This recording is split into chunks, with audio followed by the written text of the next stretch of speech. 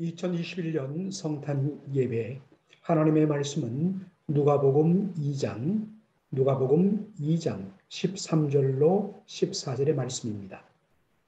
누가복음 2장 13절로 14절 말씀입니다.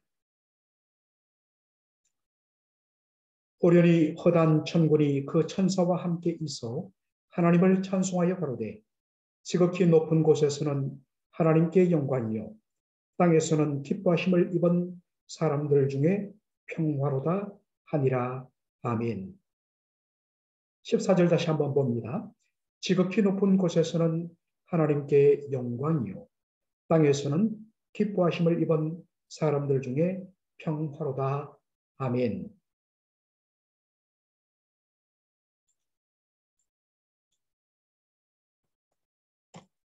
우리가 지난 주일날 누가복음 2장 11절로 10절, 12절로 14절의 말씀을 가지고 함께 은혜를 나누었습니다. 천사가 전해준 큰 기쁨의 좋은 소식이 무엇이었습니까? 오늘날 다윗의 동네에 너희를 위하여 구주가 나셨으니 곧 그리스도 주시니라. 다시 말해서 하나님이 보내신 메시아가 다윗의 동네에 다윗의 후손으로 약속대로 태어나셨다는 말입니다. 그런데 그 다음의 말, 그 메시아를 어떻게 확인할 것인가? 그는 구유의 누인 아기라고 이야기합니다. 구유의 누인 아기가 바로 하나님이 보내신 다윗의 후손 메시아란 말에 목자들은 충격과 혼란에 휩싸입니다. 왜냐하면 그것은 그들이 고대하던 메시아와 전혀 다른 모습이기 때문입니다. 그 당시 유대인들이 고대하던 메시아는 능력과 영광스러운 메시아의 모습입니다. 반면에 천사가 전해준 메시아는 어떤 모습입니까? 너무나도 연약하고 초라하고 비천한 모습입니다. 바로 그때에 충격과 혼동 속에 휩싸인 목자들 주위로 천군 천사들이 호련히 나타나서 다음과 같이 찬양합니다. 지극히 높은 곳에서는 하나님께 영광이요. 여러분, 지난 시간에도 살폈지만 여기서 우리는 다시 한 번 더 하나님의 영광을 재발견할 필요가 있습니다. 지금까지 우리는 성공과 1등과 기적이 하나님의 영광을 드러내는 수단으로 그렇게 생각을 했습니다. 그러나 성경이 보여주는 하나님의 영광은 우리 사람이 생각하는 영광의 기능과 대단히 거리가 멀다는 것입니다. 성경이 말하는 하나님께 영광은 바로 하나님의 뜻이 이루어지는 것입니다. 또한 하나님이 어떠한 인격과 성품의 분이신지 하나님의 하나님 되심이 드러나는 것입니다. 하나님은 사랑의 하나님, 하나님은 의로우신 하나님, 하나님은 거룩하신 하나님, 그것이 온전히 드러날 때에 하나님 영광 받으십니다. 자, 지난 시간에 이 부분에 대하여서 우리가 충분히 다루고 은혜를 받았습니다. 오늘 성탄절에 다룰 것은 천군 천사의 찬송의 두 번째 내용입니다. 땅에서는 기뻐하심을 입은 사람들 중에 평화로다. 땅에서는 기뻐하심을 입은 사람들 중에 평화로다. 이 짧은 말씀 한마디에 어마어마한 복음의 내용이 들어있습니다. 여러분, 예수님 당시 지금부터 2000년 전 로마 시대에 유행하던 하나의 문구가 있었습니다. 라틴어로 팍스 로마나였습니다. 팍스 로마나. 바로 영어로 말하면 Peace of Rome이었습니다. 로마의 평화. 왜 이 말이 생겼느냐면 그 당시 로마 사람들은 최고의 번영과 평화를 누렸습니다. 로마 땅에 더 이상 전쟁이 없었습니다. 물질적으로 풍요했습니다.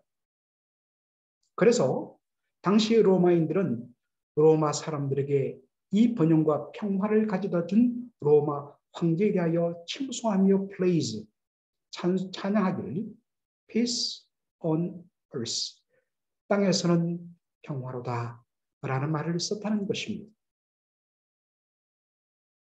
그런데 필립 라이컨 목사님의 설명이 참 가슴에 와닿습니다. 그는 말합니다.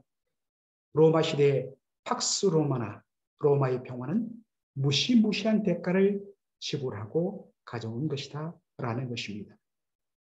로마 주변의 수많은 나라들은 로마의 군대에 의하여서 정복과 약탈을 당했습니다. 그 나라 백성들은 자유를 상실하고 모두 노예로 전락했습니다. 로마 사람들은 그 결과로 평화와 번영을 누렸습니다. 반면에 다른 나라 사람들은 공포와 가난에 시달려야 했습니다. 남의 평화를 빼앗은 대가로 누린 것이 바로 팍스 로마나인 것입니다. 힘에 의한 평화, 강압에 의한 평화, 억압에 의한 짓밟힘에 의해서 획득된 평화가 바로 팍스 로마나였습니다.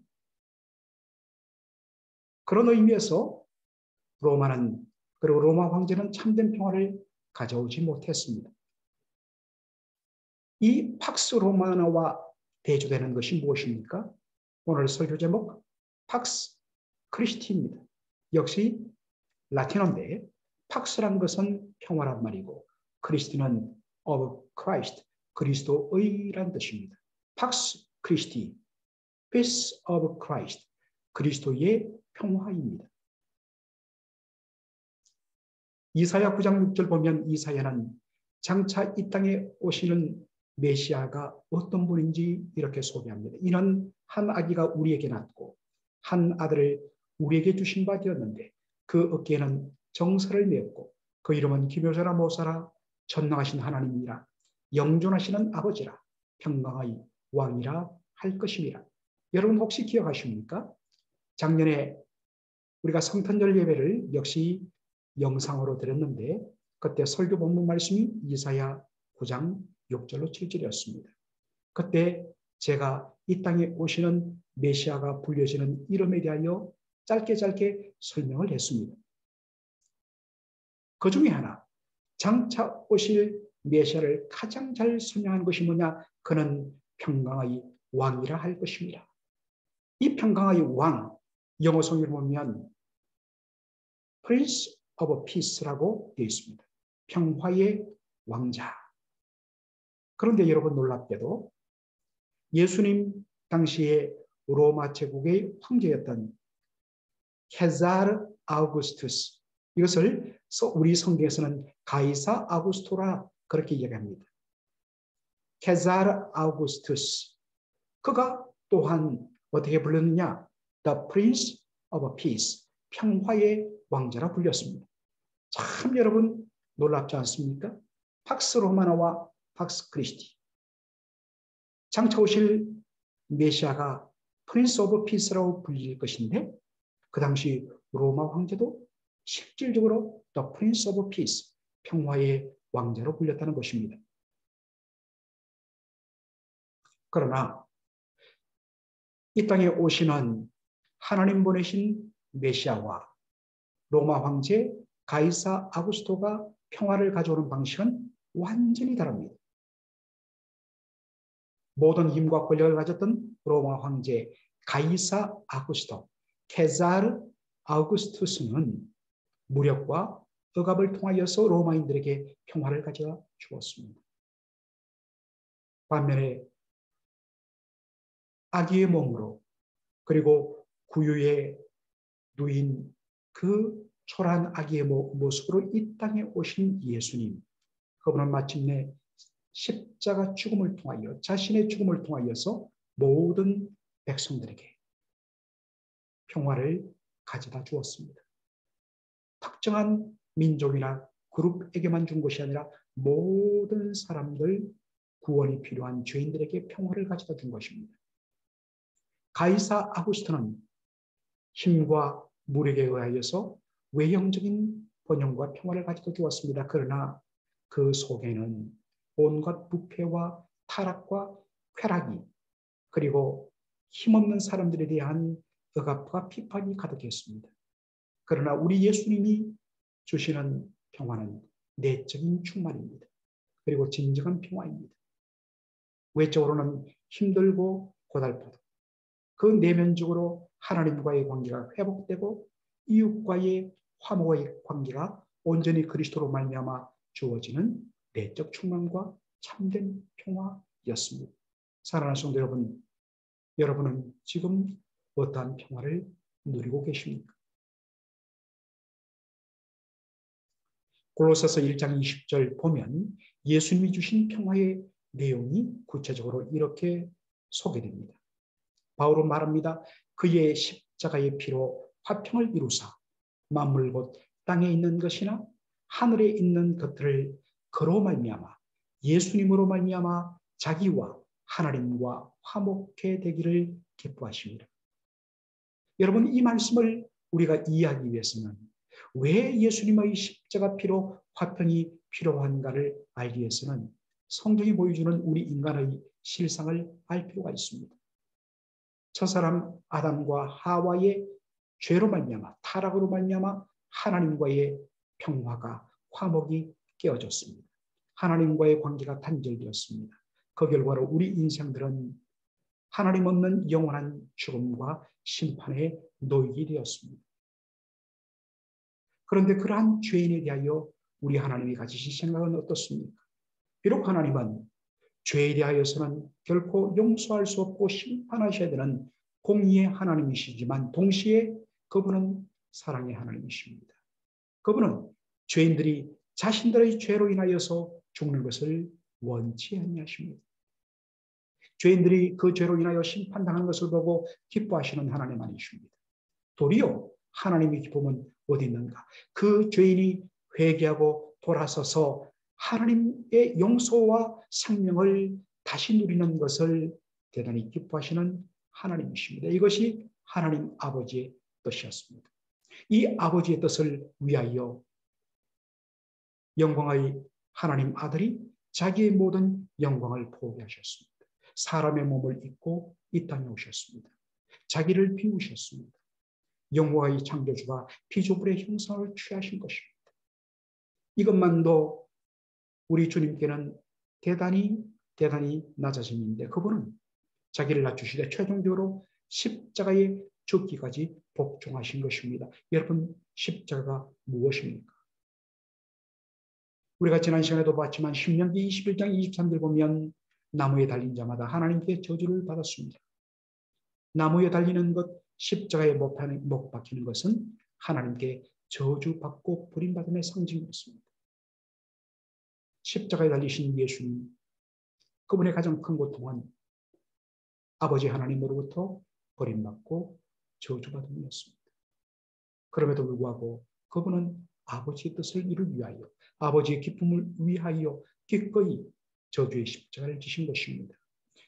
예수님이 우리 대신하여 모든 저주와 진노와 형벌을 받고 피 흘려 죽으심으로 말미암아 그 결과로 화평을 이루게 되었습니다. 하나님과 우리 죄인을 가로막고 있던 죄의 장막이 무너졌습니다. 그러면서 하나님과 죄인 간의 화해와 화평이 화목이 이루어진 것입니다. 예수 그리스도의 십자가 피 흘림으로 말미암은 것입니다.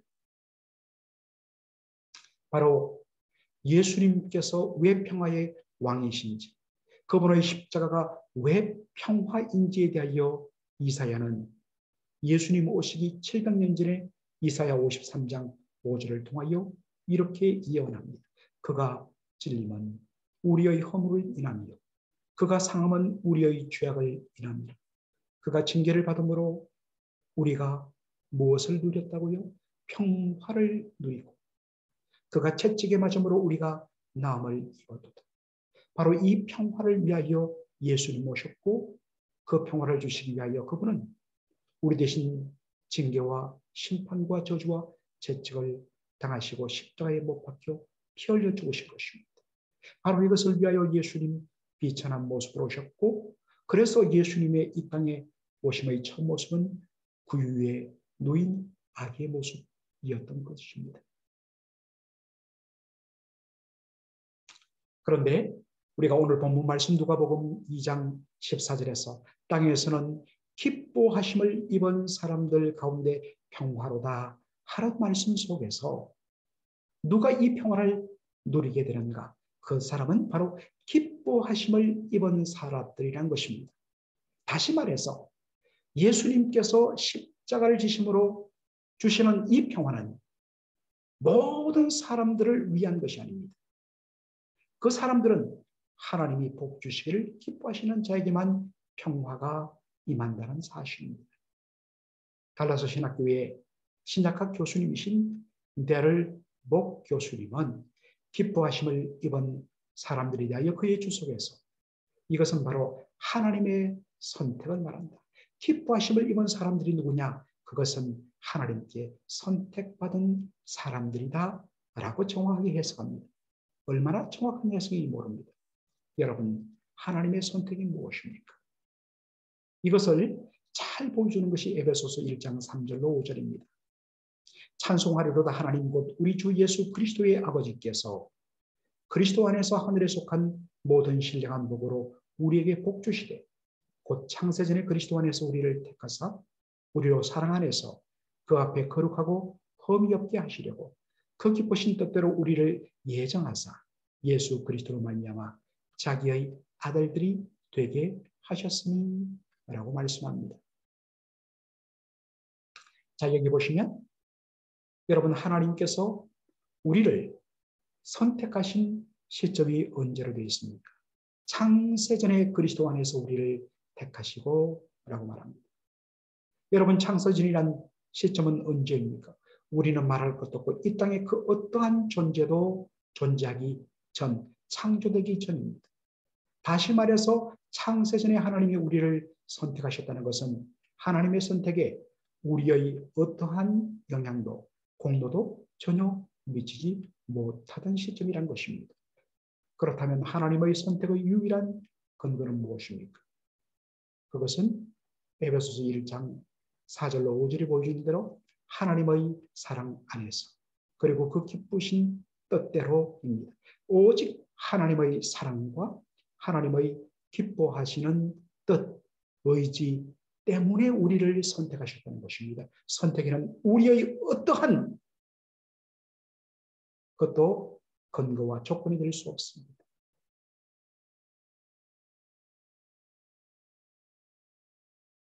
바로 이 예수 그리스도 하나님께서 선택한 자들을 위하여 때가 차면 하나님 보내신 것이 누구였습니까? 하나님의 아들 예수 그리스도였습니다. 그리고 그의 피 흘려 주심으로 말미암아 평화를 누리게 된 것은 바로 창세전에 하나님에 의해서 택함 받았던 자들, 하나님께 기뻐하심을 받은 자들입니다.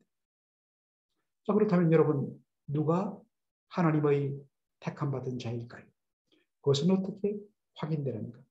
그것은 다름 아닌 그가 하나님이 보내신 자 예수 그리스도를 믿음으로 말미암아 그 믿음으로 말미암아 하나님이 예비하셨던 그 모든 복들을 평화를 누릴 바로 그 사람, 그것을 통하여서 그가 하나님께 택함 받은 것을 확인합니다. 사도행전 13장 48절에 보면 이방인들이 듣고 기뻐하여 하나님의 말씀을 찬송하며 그 다음에 중요한 말씀, 영생을 주시기로 작정된 자는 다 뭐하더라? 믿더라 라고 되어 있습니다. 누가 바울이 전한 십자가에 못 박힌 예수 그리스도의 복음을 들었습니까? 영생을 주시기로 작정된 자, 창세전에 하나님께서 영생과 구원을 주시기로 예정받은 자들, 선택받은 자들은 다 뭐하더라? 믿더라라는 것입니다. 하나님이 창세전에 우리를 택하시고 우리를 예정하신 그것은 바로 믿음을 통하여서 예수를 믿고 구원 얻음을 통하여서 확인되는 것입니다. 여러분, 이때 바울이 소아시아 지역을 다니면서 곳곳마다 전했던 복음은 무엇이었습니까? 그것은 십자가에 못 박힌 그리스도였습니다. 그런데 이 십자가에 못 박힌 그리스도, 이 복음의 내용은 능력의 메시아를, 이적과 능력을 행하기를 갈망하던 그러한 메시아를 구하던 유대인들에게는 걸림돌이었습니다. 아니, 어떻게 하나님의 아들이 십자가에 못 박힐 수 있는가? 어떻게 능력의 메시아가 붙잡혀 로마 군대에 의해서 붙잡혀 죽임당할 수 있느냐? 그들이 고대했던 메시아와 전혀 다른 모습이기 때문에 십자가에 못 박힌 그리스도, 저주받으신 예수 그리스도는 바로 그들이 믿는데 걸림돌이었습니다.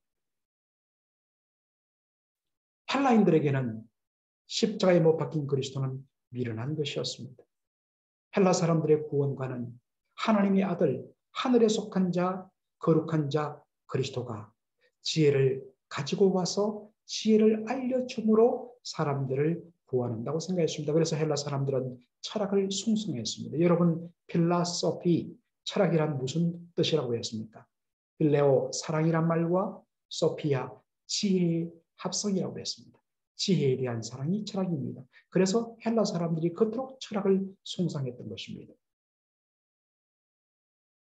또한 그들은 하늘에 속한 것, 영적인 것, 그리고 정신세계는 영혼은 선하고 이 물질세계, 그리고 물체와 육신은 더럽고 악한 것으로 보았습니다.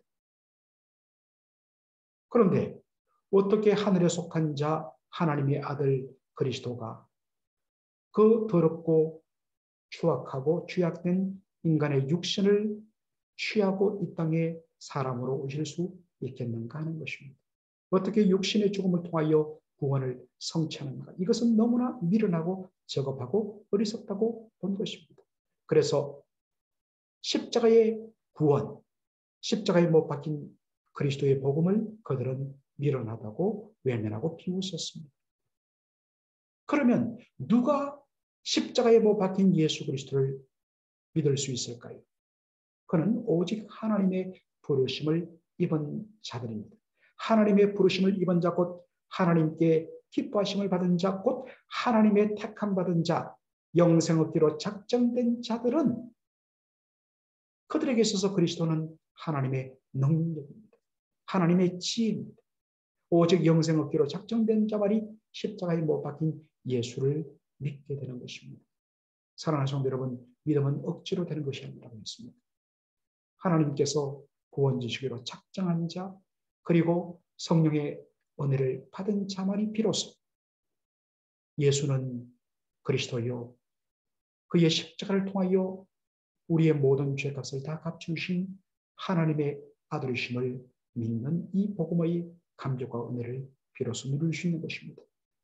예수를 믿는다는 것이 얼마나 놀라운 하나님의 사랑이요 축복인지 모르는 것입니다. 자, 그렇다면 이제 마지막으로 예수님께서 이 땅에 오시고 그리고 최종적으로 십자가를 통하여서 하나님과 우리 사이를 화목시켜 주심으로 평화를 맛본 자들이 해야 할 일은 무엇입니까? 하나님과의 관계가 회복되었다면 자연히 수평적으로 하나님과의 관계가 회복되었다면 자연히 이웃 간의 수직적인 관계가 회복되었다면 이웃 간의 수평적인 관계 회복을 구체적으로 바라보면서 노력해야 하는 것입니다.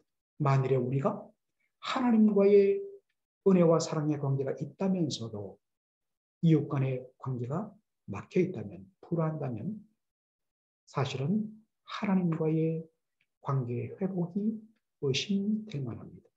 진정 하나님께로부터 용서받은 자는 무엇으로 그것을 확인할 수 있느냐? 바로 이웃 용서로 나타나고 확인되는 것이기 때문입니다. 진정 하나님과의 화목을 이룬 자는 자연히 이웃 간의 관계 회복과 화목을 위하여 애쓰는 삶을 살 수밖에 없습니다. 여러분은 어떻습니까? 말씀을 마칩니다. 예수님은 하나님과 우리 사이에 중간에 막힌 담을 허시기 위하여 자기 몸을 주셨습니다. 십자가에 피 흘려 못 박혀 저주받으심으로 그 모든 죄를 다 감당하시고 하나님과 우리 사이에 가로막은 죄악들을 허물어버렸습니다. 사랑하는 성도 여러분, 예수님께서 십자가 죽음으로 허무신 그 벽을 여러분 다시 쌓아 올리고 있지는 않습니까? 우리 예수님께서 팔복에서 누가 하나님의 아들, 하나님의 자녀인가? 그것에 대하여서 이렇게 마태복음 5장 8절에서 말합니다. 화평케 하는 자, 피스메이커는 복이 있나니 저희가 하나님의 아들이라 일컬음을 받을 것이요. 믿음으로 말미암아 우리는 하나님의 자녀들은 놀라운 복을 받았습니다. 우리가 하나님 아들, 하나님의 자녀됨을 무엇으로 확인할 수 있을까요? 그것은 은혜 받은 자로서 갈등과 반목이 있는 사이에 들어가서 그들을 사랑으로 화해시키고 하나 되게 하는 피스 메이커의 삶을 통하여서 우리가 하나님의 자녀임을 확인할 수 있는 것입니다. 이 땅에 평화를 주러 오신 예수 그리스도, 그분의 그 놀라운 평화를 받았다면 이제 우리에게 주어진 사명, 하나님의 자녀로서의 피스메이커의 역할을 가는 곳마다 사람들을 하나 되게 하고 화해시키는 그 놀라운 역할을 감당하시는 우리 모든 하나님의 자녀가 되기를 주님의 이름으로 축원합니다. 기도하겠습니다.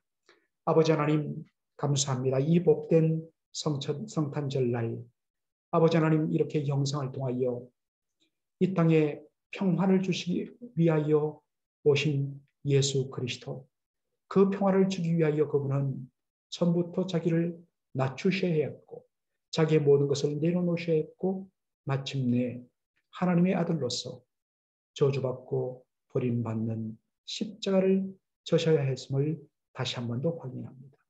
오 주님, 그 놀라운 은혜로 말미암아 우리가 기뻐하심을 받은 자의 아버지 하나님이여 택함을 받고 그 축복의 자리에 서게 하여 주신 것 감사합니다.